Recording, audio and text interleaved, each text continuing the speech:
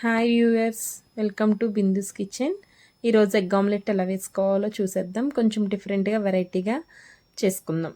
ముందుగా నేను 3 గుడ్లు తీసుకున్నాను. తర్వాత ఒక ఉల్లిపాయ, ఒక 2 పచ్చిమిరపకాయలు, ఒక టమాటో, కొంచెం కొత్తిమీర, కరివేపాకు తీసుకుని చిన్నగా ముక్కలు కట్ చేసుకుని పక్కన పెట్టుకున్నాను. ఇప్పుడు 3 గుడ్లు తీసుకున్నాను కదా, అందులో కొద్దిగా సాల్ట్, మనకు సరిపడినంత సాల్ట్ తీసుకుని లైట్గా పసుపు వేసుకుని గుడ్లని బాగా గిలకొట్టుకుందాం. ఎక్కువ గిలకొడితే చాలా బాగా వస్తుంది అనమాట, బాగా ఉబ్బుతుంది. మనం ఎక్కువ ఎంత గిలకొడితే ఎగ్గిని అంత అలాగా ఉబ్బుతుంది అనమాట.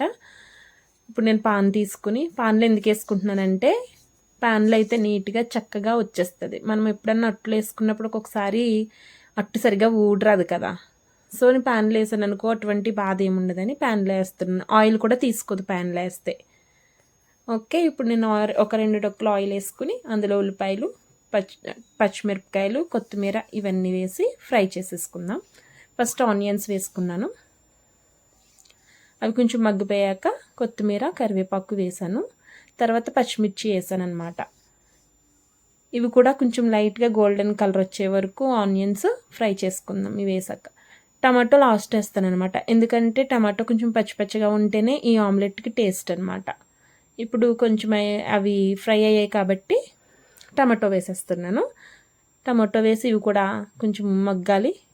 బాగా డ్రైగా మగ్గిపోకూడదు, అవి కొంచెం పచ్చిగా మగ్గే వరకు ఉంచుకుంటే, కొంచెం అందులో సాల్ట్ వేసామంటే ఇవి ఆనియన్స్ కూడా టేస్టీగా ఉంటాయి. ఆనియన్స్ ఇవి చప్పగా ఉండకుండా టేస్టీగా ఉంటుంది. మనం ఎప్పుడైనా సరే ఏ తాలింపు వేసుకున్నా అందులో లైట్గా సాల్ట్ వేసుకుంటే టేస్ట్ ఉంటుంది, అవి చప్పగా ఉండకుండా ఉంటుంది అనమాట.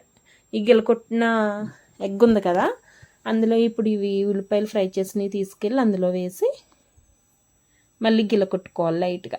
నేను ప్యాన్లోనే వేసేయచ్చు, అట్టు బాగానే వచ్చేస్తుంది. కాకపోతే మనము తిరగబెడతాం కదా అట్టుని, అప్పుడు అది ఇరిగిపోద్ది అనమాట. అలా ఇరగకుండా ఉండాలంటే ఉల్లిపాయలు ఇందులోకి తీసుకుని గిలకొట్టేసుకుని మనం మళ్ళీ ఫ్రెష్గా ప్యాన్లో వేసుకుంటే చక్కగా వస్తుంది అనమాట.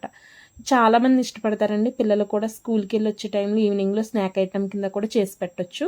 మనం ఎగ్ ఆమ్లెట్ వేసుకుంటాం, నార్మల్గా బాయిల్డ్ ఎగ్ కింద వేసుకుంటాం ఆమ్లెట్, లేదంటే నార్మల్ గిలకొట్టేస్తే ఈ ఆమ్లెట్ వేసుకుంటాం. ఒకసారి ఇలా వేసి మీ పిల్లలకి టేస్ట్ చేయించండి, వారు మళ్ళీ కావాలని డైలీ మీ చేత వేయించుకుని తింటారనమాట.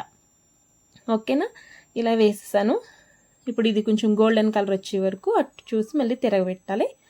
మళ్ళీ అది కూడా తిరిగాక అట్టంతా కాలిపోయింది అనిపించుకుని స్టవ్ ఆఫ్ చేసేసి మీ పిల్లలకి కానీ మీరు ఎవరన్నా ఇంటికి చుట్టాలు వచ్చినప్పుడు పప్పు వండినప్పుడు ఆమ్లెట్ వేసి ఇవ్వాలంటే కూడా చాలా బాగా యూజ్ అవుతుంది అనమాట. నా వీడియో కనుక మీకు నచ్చినట్టయితే లైక్ చేసి, షేర్ చేసి, సబ్స్క్రైబ్ చేయండి. Okay, bye.